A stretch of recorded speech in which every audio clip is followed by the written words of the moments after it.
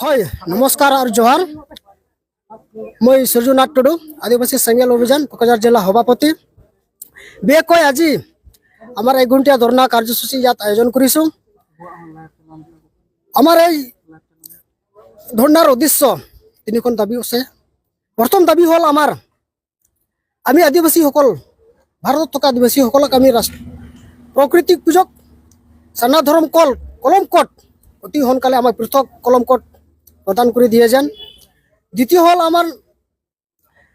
আমাৰ আদিবাসী সান্তাল গাঁও সমাজত মাঝি পাৰগানা যিখন ব্যৱস্থা আছে এই ব্যৱস্থাত অতি সোনকালে সাংবিধানিক আইন কানুন যাতে লাগু হয়, পৰম্পৰা নীতিগত ব্যৱস্থা যাতে বন্ধ হয়, আমালোকৰ গাঁও সমাজত শিক্ষিত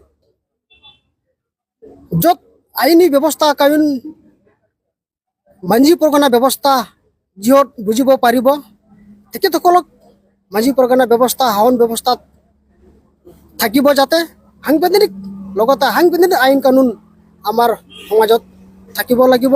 তৃতীয় হ'ল আমাৰ অসমত বসবাস থকা আদিবাসীসকলক এতিয়ালৈকে দীৰ্ঘদিন ধৰি আন্দোলন কৰি আছোঁ, এতিয়ালৈকে আমালোকৰ এছ টিৰ মৰ্যাদা পোৱা নাই।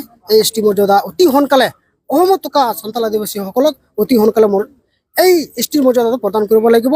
আজি এই কোচুগাঁও ডেভেলপমেণ্ট অফিচাৰ জৰিয়তে আমালোকৰ এই দাবী পত্ৰ স্মাৰক পত্ৰ আমাৰ ভাৰতৰ ৰাষ্ট্ৰপতি দ্ৰৌপদী মুৰ্মুলৈ যাতে প্ৰেৰণ কৰা হওক, এইটোৱে আমাৰ আজিৰ এই ধৰ্ণা কাৰ্যসূচীৰ মূল উদ্দেশ্য।